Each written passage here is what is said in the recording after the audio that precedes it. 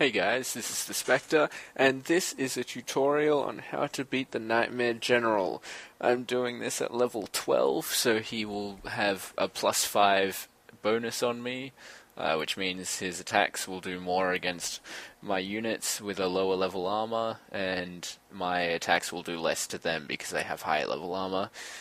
So obviously it's more difficult to do than your own level, but pretty much I want you to show you with the right units you can pretty much do any map. As you can see, I'm going to be using 2 footman squads and a scout squad. That's because of the armor types of the units on this map. Infantry units are extremely good to use. So I'm going to put their threat drawing skills on autocast and hotkey them, so they're easy to select. See, easy peasy. And as I was saying with the armor types, you can see the skeletons here are weak to slashing, which is what the footmen deal. The Nightmare General, also weak to slashing. The Blue Gauze, weak to slashing. And the Demochan, which is probably the harder to kill on this map, is light armor, so it's effective against slashing, which makes it the hardest to beat. Well, not really the hardest, because it's still a ranged unit, but the most annoying. So here, you send in your footman first to draw threat. So when your Dreamlord and Scouts attack, or if you're using Nihilum, you would send in Judges and have a Proselyte units back here. But the point is to send in your infantry to draw threat. Once they've used their skills and started building threat, you attack with your range and Dreamlord so they don't take too much damage in the meantime. If you want, you can also run your units around a little, but because skeletons are so fast, I usually don't bother trying to kite them, because it just takes away time that I could be doing damage with my units. And once they're down, you of course take out the spike, because, as you will see from the Nightmare General, he gets a nasty aura bonus from it. Buff, rather. Which you want to disable before you try and kill him, because otherwise you would just die, be complete suicide, and there would be no point to it.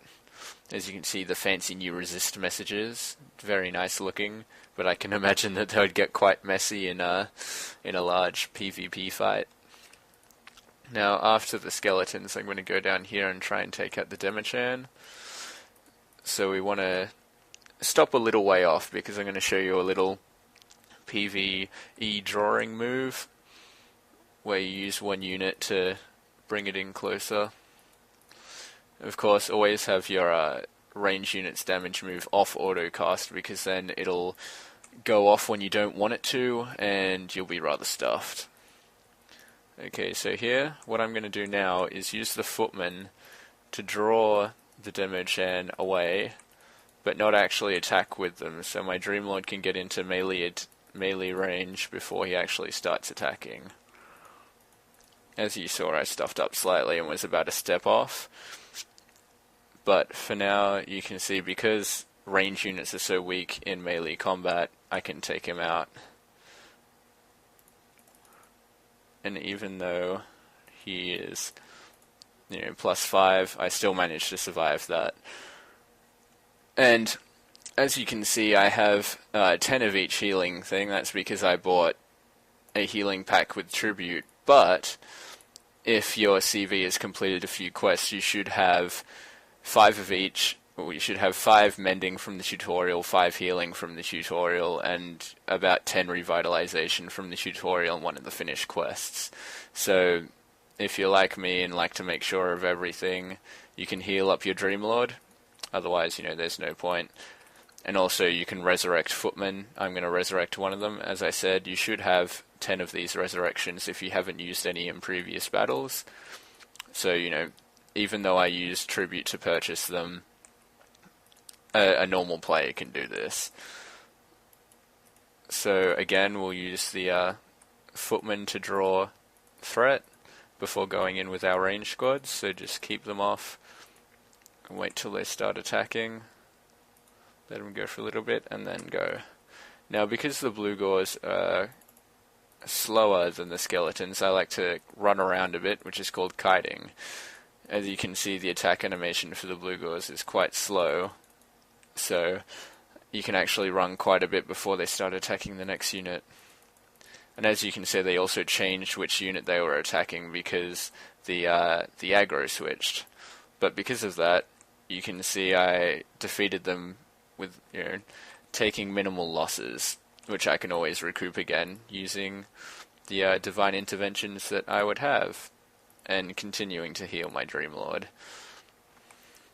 So I'm taking down the final spike now, which annoyingly is effective against slashing, so it takes longer than I would like it to. But it's all good. Again, continuing to heal the Dreamlord. You may also see that my Dreamlord's wearing armour. Again, I bought that with Tribute, but it doesn't add too much. I think each piece is about 3.5, yep, there you go, 3.5 hit points and range damage. And then the boots will be plus 6% speed.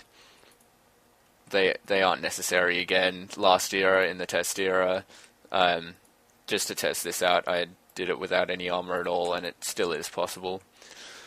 One thing to note, though, is I am using Tier 2 Footmen and the Tier 2 Scouts. The Scouts have Tier 2 Sniper's Eye and Volley, but they still have level 1 Camouflage, and all of the skills on the Footmen are still level 1. So I'm just going to heal my Dreamlord up a bit more in case aggro switches during the battle, which hopefully it won't, but because the Icarine, as you can see, is immune to spells, when my Footmen try to use their threat drawing skills as it's on hostile target, they won't actually hit. So what they'll be drawing threat with is their own attack damage, which will be doubled because of the armor and attack damage advantage. And I'm just going to heal slightly more, because last time I tried to beat the Nightmare General, his aggro switched and then I died when he only had 50 HP left, so I'd rather not have that repeat again. And so now I'm going to go in with my Footman squads, again keeping my range away, and this time I'm actually going to keep them away for a bit longer, because of those skills will not work on the Icarine. They have to attack him for a bit longer to build up more aggro. Because the Icarine is quite strong as well, you can see my units are dying quite quickly, but his health is also going down, and I will be the victor. Victory.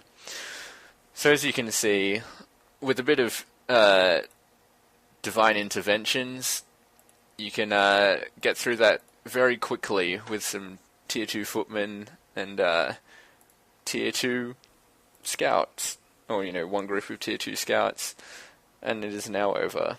So thanks for watching, guys, and if you have any questions you can comment on the channel or even talk to me in game. See you later.